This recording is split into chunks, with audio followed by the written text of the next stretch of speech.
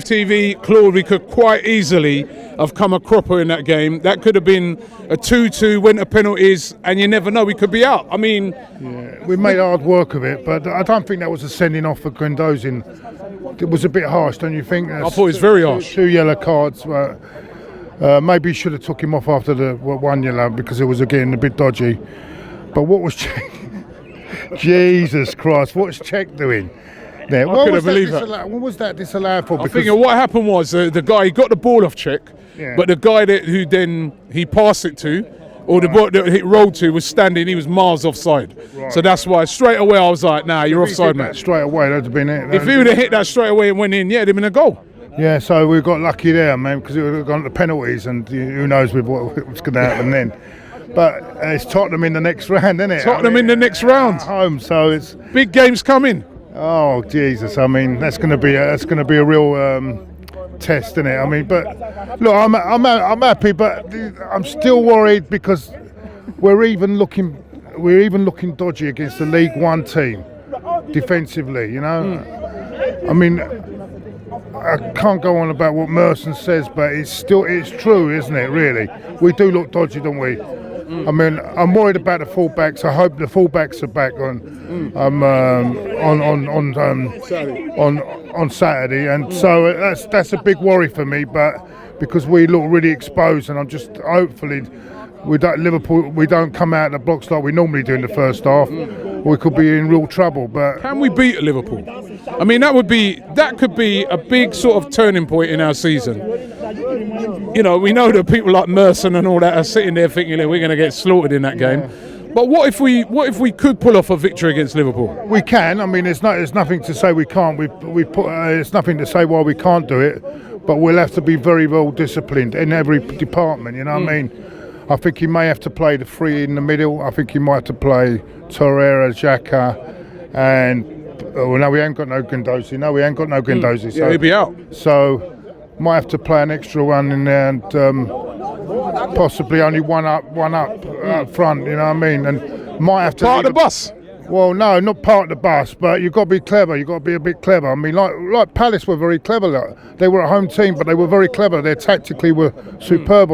I watched that game again, and when you watch it on the ball, didn't they? When you watch the game again, we were very lucky to get a point, really, because you get emotionally involved in the game.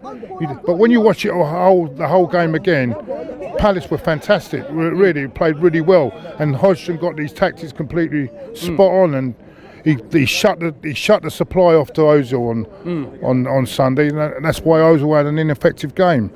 But hopefully Ozil will come good on Sunday. You know what I mean? That's what's the key to beating them then? Who's going to be that key player for us? The key is Ozil performing. I think if Ozil performs on Saturday, I think we've got a great chance. It's up to Ozil now to perform on Saturday. But